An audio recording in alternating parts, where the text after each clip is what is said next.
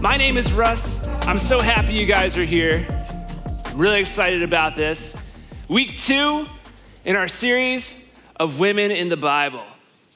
But first, before we get there, travel back in time with me, if you will, on an adventure to 1995. There I am, little Russ, that's me, standing in front of my gigantic television. It weighed 200 pounds. The screen size was 15 inches. It was a different era. I was trying to watch Power Rangers. There was a giant antenna on top of my parents' house because the channels were free.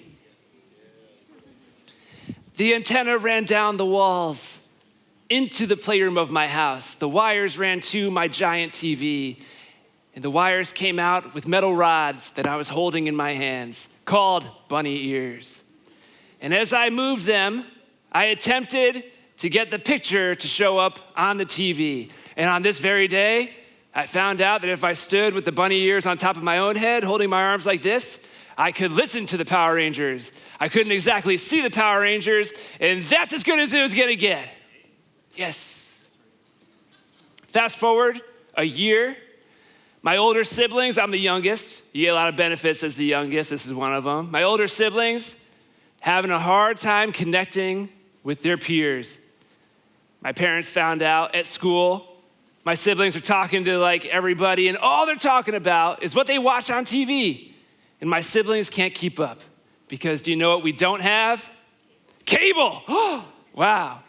There's some people over 30 here. Look out. So my parents decided to invest in our social lives forever and gave us the gift of cable. This was a different time.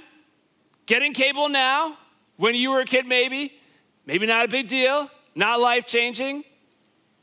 But for my family, every Friday night, without missing it, we would gather around the television like it was the 1950s, and we were gathering around a radio to listen to the tunes. And we would watch TGIF. Family Matters, let's go, Carl Winslow. Everybody else know? Steve Urkel, Stefan. Everybody remember Stefan? Whoo, yeah. Never miss it. It wasn't just that though. I got to watch every day I'd come home from school at 5 o'clock on Cartoon Network. Dragon Ball Z. The Cell Saga was coming out every day. I'd go to school, talk about it with all my friends all day, then go back and watch it again the next day, repeat, nonstop. I also learned the really annoying jingles to commercials. I won't repeat them. I also learned the intro songs to some of my favorite shows ever, like in West Philadelphia, born and raised, on the playground is where I spent most of my days. You guys know that? Oh, there we go, a couple people there. Yeah. Fresh Prince of Bel-Air.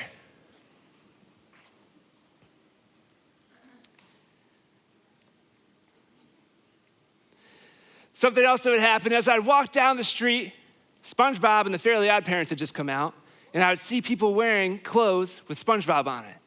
And I could pick up a conversation with a stranger about SpongeBob out of our mutual love of SpongeBob and just talk to them.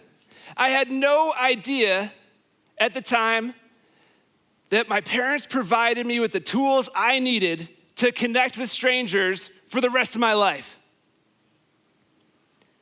And the way I saw cable at this point when I was a kid was as nothing special because everybody had cable. I was the last holdout as a family.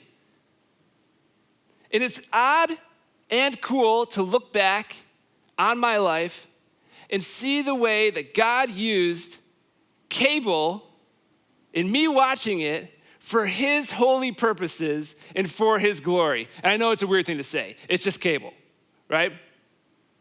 But cable was my training ground for evangelism and public speaking, and I had no idea.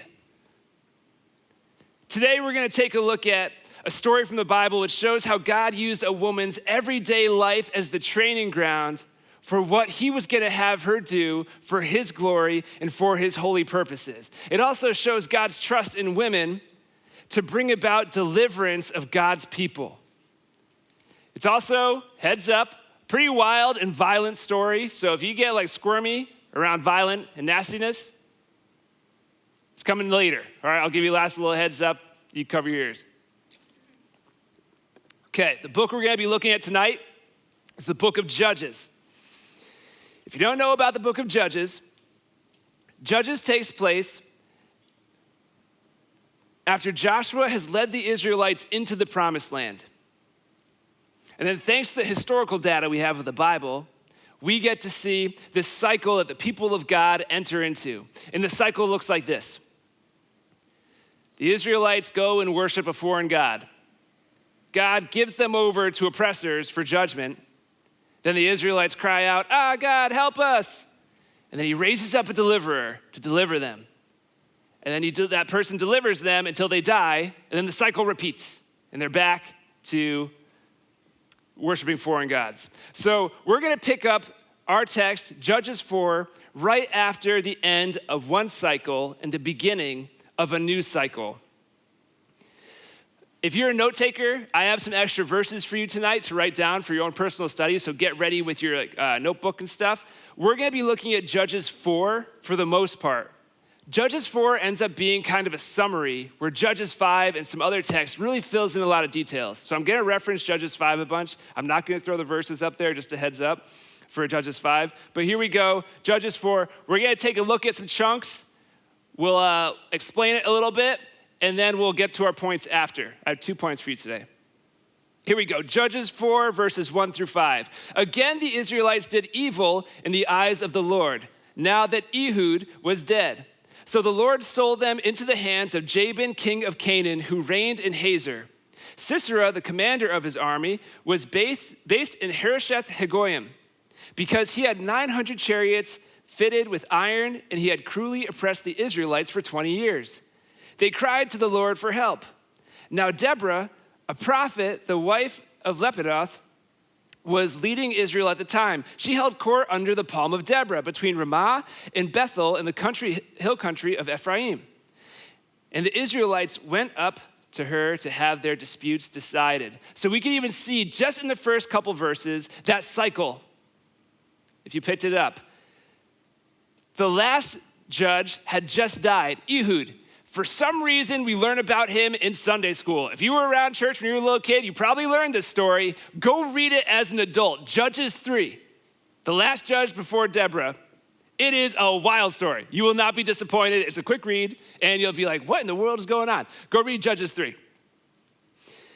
Couple important characters to introduce that we see in the text. Important people. We have Jabin, king of Canaan. He is the king of the people who are currently oppressing the Israelites. Next, we have Sisera. He's the commander of the army of the Canaanites. And he is the one who's actively oppressing the Israelites. So Israel is under military occupation, and they've been occupied for 20 years by Sisera. To set the scene a little bit, and for further understanding, I'm going to pull some verses from chapter 5. Chapter 5, verse 7 says that Israel no longer has any warriors. Because you may be thinking, how can some country be oppressed for 20 years? Wouldn't they rise up and fight back? They don't have any warriors. Secondly, in verse 8, chapter 5, verse 8, it says that you couldn't find a shield or a spear among 40,000 Israelites. They can't defend themselves because they have no weapons. We also see, for those who want to study a little bit further, look at 1 Samuel 13, verses 19 and 22. We see that there's a history and a history of a lack of capabilities of the Israelites. They've had their blacksmiths taken away so that they can't make weapons. The occupying army wouldn't want Israel to create their own weapons. That's why they took their blacksmiths away. So they have very few iron workers. The Philistines, a different people group that oppressed them before, also did that, took that stuff away. It's not just the Canaanites. So Israel cries to help to God for help because they can't see a way to get the 900 chariots away from them, to defeat this unbeatable army of 900 chariots. Because the 900 chariots would be formidable if you had an active military. The fact that they have no weapons no military is impossible. And the 900 as a number of chariots, as a number doesn't seem like an insurmountable thing, but the number doesn't matter because think about it like this. When America gets in some sort of conflict and we decide to send one aircraft carrier, we're like, this one aircraft carrier is gonna solve the problem. The number one, not very intimidating, right? But if you know anything about aircraft carriers, they're like cities on the water. They have bunches of planes and boats and all sorts of stuff on there to deal with issues. So 900 chariots is the same way. The number doesn't seem crazy, but if you know what the accompanying army that comes to the chariots, it looks impossible for the Israelites to get out from underneath them. And then we have Deborah. Deborah's introduced. She is this current judge. But she's unlike the other judges because she's not a military leader like the other judges. She holds court like a king does, a civic court, where the Israelites bring their disputes to her. We see kings later do this, like King Solomon in 1 Kings 3. There's a really famous story of these two women that bring this one baby to King Solomon. They're fighting over who gets the baby. And King Solomon says, cut the baby in half. Right, you guys know that story? Go read it. 1 Kings 3. That's a famous civic case.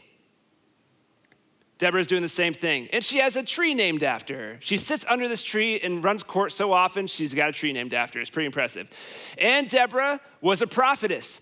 Deborah is one of 5 prophetesses named in the whole entire Old Testament. 2 weeks ago, we talked about another one. So 2 out of the 5. Not a lot of prophetesses in the Old Testament. This is a big deal. She's special. She's God's chosen leader for his people. There's not a negative thing in all of Scripture about Deborah. She's like Wonder Woman. She's the woman that I want my daughter to grow up to be. Not because she's perfect by any means, but because she's just so like powerful and cool. She has influence. All right, so for verses 6 through 16, I'm not gonna read it. It's too much. I also wanna add some extra context, so I'm gonna summarize it instead. You with me? All right, little story time. So Deborah calls for this guy, Barak. She's underneath her tree, she calls for this guy, Barak. I saw a bunch of stuff when I was researching that some people claimed he was like the military leader at the time, but they said they don't have any military. I couldn't find anything substantial to back up any claims that I saw. All I could find was that his name means lightning, which is awesome. Just a guy. So she calls for Barak, and she gives him a message from the Lord that God is calling him to gather up 10,000 men from a couple different tribes to go lead them up to this mountain called Mount Tabor, and God will deliver Sisera by luring him to the Kishon River. Shout out Kishon. It's spelled completely different, but we didn't know our boy was in the Bible. God tells Barak through Deborah that God himself will defeat Sisera if Barak does what he's commanding. Barak responds by telling Deborah, I'm only gonna go if you go with me. God wasn't too pumped about that. And also, Deborah responds by saying, I'll go with you. Barak's response is interesting because it shows that he has more faith in Deborah than he has in God. It just shows how mighty and how powerful and how confident people are in Deborah. Deborah is a strong woman. She's mighty in people's eyes. So God isn't pleased. Deborah tells him that she'll go, but she lets Barak know that because she is going, that God is still going to have the victory, but the honor isn't gonna go to Barak. It's gonna go to a woman. So we are set up in the scripture looking at Deborah being raised up as this heroine. And we're gonna see victory through her because she's Wonder Woman. So the army goes up to Mount Tabor with Barak and Deborah, and they have 10,000 soldiers. This is a smart move. Remember, they have farming implements most likely. They have no way of making weapons. So they go up on a mountain because they're fighting chariots. Chariots, like modern day cars, aren't great on uneven terrain. Imagine a car trying to go up a mountain just like a normal car. And these are chariots. Not great on mountainous terrain. There's cracks and crags and trees and all sorts of stuff in a mountain. Tactically, really smart to be on a mountain if you're a bunch of foot soldiers with rakes. Deborah all of a sudden announces, go because let's charge because the Lord has given Sisera into our hands. So they charge down onto the Kishon River. I say onto because the Kishon River was a wadi. What a wadi is, it's a dry riverbed in a desert. For Sisera, he couldn't have asked for a better battlefield. It's flat, it's smooth. His chariots are just gonna destroy everybody. It's the perfect chariot battlefield. But remember, God chose the Kishon River to deliver Sisera. Because a wadi is a dry riverbed in a desert until it starts raining. All that water comes off of the mountain of Mount Tabor, and it causes flash flooding. We saw the damage that flash flooding could do in Oxford, right? It was Oxford? Saw crazy videos online about that. So this area is made for flash flooding. And so we see in Judges 5, Sisera's army charges in Kishon. The rain comes down, and you know what? A muddy riverbed, not the place for chariots. They all sink. And so chapter 5 talks about how God delivered Sisera's army into the Israelites' hands because of the rain. And so what happens is Sisera, the commander of the army, takes off on foot. He sees all of his soldiers being slaughtered. He's like, I'm out of here. This is a terrible choice. I'm not going to die with you guys. And he runs away. And now we pick up the passage again. And this is our last little chunk of passage. It's Judges 4, 17 through 22. Sisera, meanwhile, fled on foot to the tent of Jael, the wife of Heber the Kenite, because there was an alliance between Jabin, king of Hazor, and the family of Heber the Kenite. Jael went out to meet Sisera and said to him, come, my lord, come right in, don't be afraid. So he entered her tent, and she covered him with a blanket. I'm thirsty, he said, please give me some water. She opened a skin of milk, gave him a drink, and covered him up. Stand in the doorway of the tent, he told her. If someone comes by and asks you, is anyone there? Say no. But Jael, Heber's wife, picked up a tent peg and a hammer and went quietly to him while he lay fast asleep, exhausted.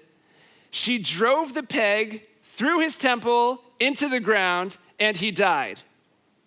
They added the "and he died" there just in case you didn't pick it up. Just then, Barak came by in pursuit of Sisera, and Jael went out to meet him. Come, she said, I will show you the man you're looking for. So he went in with her, and there lay Sisera with a tent peg through his temple, dead. I'm going to get down to breaking that text down in a minute. There's a lot to cover there, but I want to say our point first, and then we'll see the point spelled out throughout my explanation. So the point first is when God and culture demand obedience, be like Jael. So said another way, there will be circumstances in your life when you feel pulled in two different directions. You'll feel a clash of priorities. What God's desire is for you on one side, and what you've been told your whole life as being the right thing to do on the other side. And when you're in those situations, choose obedience to God. That's what the point means. Okay, but back to our passage. There's a lot to unpack. So we saw here the honor and the victory doesn't go to Deborah. That's a surprise. Where'd this lady come from? Right? That was unsuspected. She's welcoming him in, and all of a sudden she's like, yeah. Who is she? We're introduced to another woman in this passage, Jael, and she's the person that I want to focus on today. You might have thought it was Deborah. Deborah's the wise choice, but Jael. So why did Sisera decide to flee to Jael's tent of all places? Because with the power of hindsight, we're able to read and say, that was a poor choice. If you wanted to live, bad choice. What would draw Sisera to her tent? Jael is a Kenite. Kenites are descendants of Cain. You guys remember Cain and Abel? They're nomadic. They're a nomadic people. And hence the tents. That's why she lived in a tent. And they're blacksmiths by trade. Everybody wanted to be friends with skilled blacksmiths. For my fantasy novel friends out there, if this was a fantasy novel, the Kenites would be dwarves. Everybody loves a good blacksmith, good skilled blacksmith. Sisera was on good terms with them because he had 900 iron chariots. There's probably a lot of maintenance to be done, lots of blacksmithing to do. The Israelites were on good terms with the Kenites because they don't have blacksmiths. They need someone to make those farming implements they used in war. Sisera saw a Kenite's tent, and he knew it was a safe place for him to go because they'd protect him. The reason why they'd protect him is because the cultural custom of hospitality doesn't sound very intense. The cultural custom of hospitality was taken very seriously during this time. You were to provide food, shelter, and protection for anybody who stopped by and asked. We see Jael actually fulfill this when Sisera comes in. She says, "Come in, my lord, don't be scared," which, if she knew what she was about to do, kind of predatory, right? Not as innocent. But I don't think she knew what she was doing. She didn't know she was gonna kill him. And then she hides him under a blanket. Terrible hiding spot. It reminded me of playing hide and go seek with my kids when they were little. And they would go in the other room. I'd put a blanket over my head and lay on the couch, and it was only like enough to cover my top half. But they weren't really looking for a guy laying on a couch. They were looking like in closets and stuff, and I was like, "Come on, guys. I'm on a couch over here." That's what this hiding spot feels like, but I'm sure this was a safe spot underneath this blanket. No one could see it rise and fall. And then she feeds him, completing the trifecta: food, water, shelter, protection, upholding the custom of hospitality. But then Jael breaks tradition, and she kills him. That's a big deal. She broke the tradition of hospitality. In Judges 8, write Judges 8 down if you're taking notes. Go read it. Gideon, he's the current judge at the time. He's chasing 2 Midianite kings with his military. He stops at 2 different villages, and he asks for provisions because his troops are tired. Both refuse him. He wants them to observe the custom of hospitality, and they say no. So he goes and he kills the 2 Midianite kings, and when he's done, he comes back to those towns to whip the elders with thorns. He pulls down all of their buildings and kills all the men. Breaking the custom of hospitality is a big deal. So Jael breaking it is a very big deal. People at that time would hear what she did and condemn her for it. People here saw what Jael did and would condemn her for it. I think if that situation, though, played out today, we might not be as upset with it as we were reading the text. What Jael did is called tyrannicide. Tyrannicide is to kill or assassinate an unjust ruler or a tyrant for the common good. An example of a failed tyrannicide that I don't think anybody would be upset about if it was a successful attempt is called Operation Valkyrie, where these Germans and Nazis in Nazi Germany recognized that assassinating Hitler was for the common good. And so they tried to assassinate him with a bomb, and it failed. If it was successful, I don't know how many people in here would be like, "That was a mistake." You know what I'm saying? So in her time, killing Sisera, tyrannicide for the common good. From what we can see in the text, Jael didn't take in Sisera to kill him. She had planned on following the custom of hospitality. But the thought to kill Sisera came from God as a righteous judge, and Jael would be the tool to enact that judgment. When God's will for Jael clashed with her culture's expectation, when God's will for Jael clashed with culture's expectation of her, Jael chose obedience to God. God then blesses Jael because her obedience to the cause of God was greater than her obedience to a deep-set cultural custom. I have a slide that I want to show you. It's the text that shows how God actually felt about Jael from what she did. It's Judges 5:24. It says this. Oh, you know what? I didn't write it down. Most blessed of women, BJL, the wife of Heber the Kenite, most blessed of tent-dwelling women. God viewed her obedience so highly, he gave her this title of most blessed of women. She is one of 2 women in the whole Bible to get that title, most blessed of women. The other woman, Mary, the mother of Jesus. So God really feels quite high about JL and her obedience to his call. In this life, we will find ourselves in circumstances where the deep-rooted customs of our culture as the right things to do clash with what God is asking for us in that moment. And when you find yourself in those situations, choose obedience to God. Even if the way culture reacts is similar to the really harsh way that Gideon reacted. Choose obedience to God. The next point is another one. I'm going to say it, then we're going to work it out. I hope it's catchy and it sticks in your brain. The next point, tent peg dojo. Tent peg dojo. Bear with me a minute. It will make sense. So I said before that Sisera chose JL's tent to flee to. This was strategic on his behalf because the Kenites, the women lived in separate tents from the men. I had read this passage and heard this story a bunch of times as a kid, and I was like, where was her husband?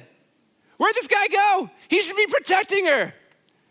Even if he was home, useless, right? He's in his own tent. This is quite the threatening situation for JL to find herself in. She's alone in a tent with the commander of a foreign military. If she denied Sisera, he could easily overpower her and kill her. JL wasn't a warrior. And he was obviously desperate, running alone, asking for a place to hide, and for her to lie on his behalf. Every minute that JL hides Sisera, the threat to her life increases. Because she knows this guy was a part of the losing military. He's also the commander of a military. The battle's not won until he's dead. Someone's coming for him. She doesn't know it's Barak. She doesn't know it's the Israelite army, but she knows people are coming. So the longer he's there, she's harboring him. She's going to be in trouble too. The Kenites being nomads meant that they moved around a lot. They'd move from place to place, picking up work where they could, village to town, doing the blacksmithing as they went until the work dried up and moved to a different area where they needed smiths. As a woman, JL's job when she settled down in a new place was to set up the tent. She'd grab the support poles, stretch the canvas, repair the canvas as needed. She'd put the ropes through the anchor points, drive the stakes into the ground, push the ropes, pull the ropes, and anchor it to the ground. She'd been doing it since she was old enough to hold a rope and swing a hammer. It was a skill that every woman in her community had. She didn't think she was special because she could set up a tent. It's just what everybody did. Everybody could set up a tent. JL had no idea that God was preparing to use her everyday skills, what she would see as mundane, for his glory, for God's glory. So she's there in the tent. Sisera's over there hidden. And she feels God's tug on her heart of what she's supposed to do. She looks over there and the blanket's rising and falling, and there are her tools. So she goes and grabs it. And the text says she walks over quietly to where Sisera lays. And what I'm thinking, and what she's probably thinking, is what if he wakes up? What if as soon as I put the tent peg on his temple, his eyes open up? What if she misses? What if the first strike doesn't kill him? Is that his head? It's a bump. Is that his hip? Is it his knee? What if right when I lift the hammer up, one of the soldiers that was, one of his fellow soldiers that was trying to support him runs into the tent and sees that I'm about to kill him? I would be very sweaty. My hands would be soaked. But Jael stood over him. She had driven stakes into the ground in every single environment. Every time they changed location for work, she would drive stakes in the ground. Her arms were fit for the task. Her calloused hands, from uncountable swings of the hammer, and the weight of the peg was just familiar to her. Not scary at all. The everyday, non-spiritual skill of setting up tents was the skill that God chose to use for his holy purposes and for his glory. So what's this have to do with us? We don't set up tents. The biggest foothold you can give the enemy is to think that you have nothing to give. That the things you do every day can't be used for the glory of God. Jael didn't know that the everyday tasks she was doing of setting up tents were her training grounds, the dojo that God was using to prepare her.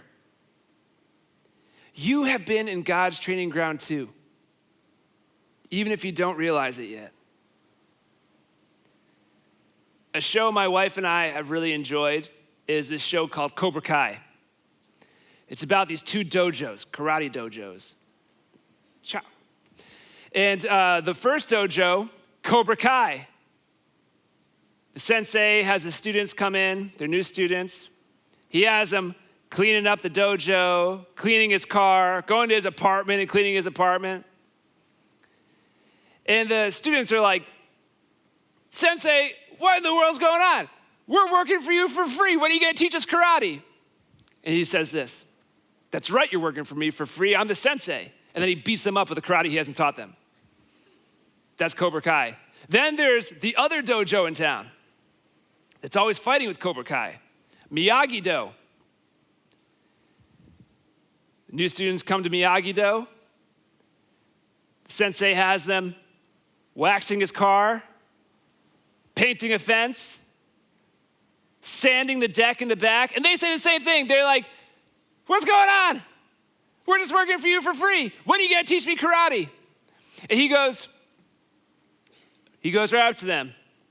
And he's about to attack them. And he goes, show me sand the floor. And he's like, yeah. Show me paint the fence. And they're like doing this for paint the fence. And he's like, ah! Right? And they're blocking stuff. They had no idea that the whole time, the everyday mundane tasks, he was building up their strength. He was developing their muscles so that they could actually block attacks. He was making them do the everyday mundane tasks so that he would build up in them muscle memory. So as soon as he would say, sand the floor, they would shoo, shoo, shoo, do it no problem. They needed those everyday mundane tasks to become masters of karate. The mundane tasks were their training grounds, and they had been learning karate the whole time. So what is your dojo? What's the training ground that God is refining you in, preparing you to be used for his holy purposes and for his glory? Your ordinary, mundane stuff. Maybe it's a skill or a resource that's ordinary to you. You're like, everybody else has this. They're not using it for God's glory. How can it be used for God's glory? Maybe for you, it's you have a car. You have the ability to drive. Or maybe it's you own a phone, or you live in an apartment. Or maybe you play board games. You have the ability to small talk really well. You can listen better than anybody. Or maybe it's your taste in music. Those things can be used for God's holy purposes and for his glory. I'll give you another one. Worship, prayer.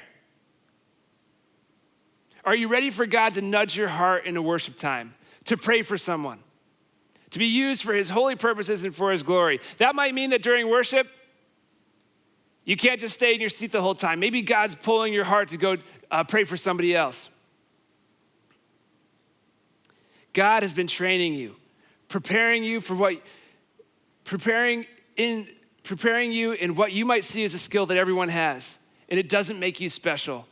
But he is going to use those skills for his holy purposes and his glory. When he speaks to you, and you swing that hammer for the 1,000th time, whatever that hammer is, every time you did it before, it was for you. But now do it for him. Thinking back on the text, I'm actually really happy that Deborah wasn't the person who became the hero of the day and killed Sisera. Because Deborah's life is hard enough to live up to as it is. Like, where do you start? If she was the hero, it's like, man, that's a lot to live up to. I don't know if I could do that. She's Wonder Woman. But Jael is relatable. She was just like a normal person. She actually wasn't even in the people of Israel. She was just a normal woman who heard God's voice and responded. Her actions must have been really, really difficult. When the desire of God conflicted with what she was told her whole life that she was supposed to do. She didn't know how people would respond. She didn't know people would see her as blessed. She didn't know God would say, like, you're most blessed of women. And she still acted anyway. When God and culture demand obedience, be like Jael.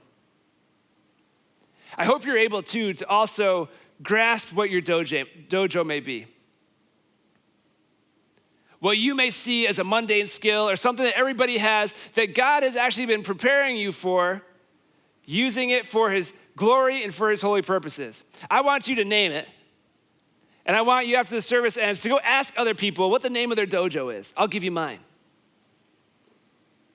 The last year, I've entered into the dojo of having a house. It's really cool to see how God's been using that for his glory and his holy purposes. I've recently stepped into the dojo of I can sweat a lot. If you want to know how that works for his glory and his holy purposes, I'll talk to you later. Really good at sweating. When you think of your dojo, I want you to share it with somebody. How God can use what you see as mundane or like everybody else for his holy purposes. And when you do that thing that you've done 1,000 times for yourself, instead, do it for his glory and for him. Let me pray for us.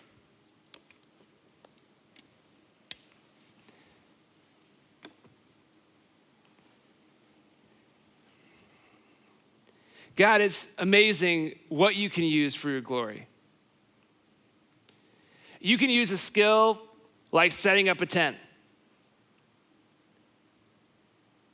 How Jael just went from a normal woman to all of a sudden being most blessed among women because she was so good at swinging a hammer. God, I pray that you would draw to the surface of our hearts and minds the skills and abilities that you have been honing in us, that you want us to use for your glory and your kingdom.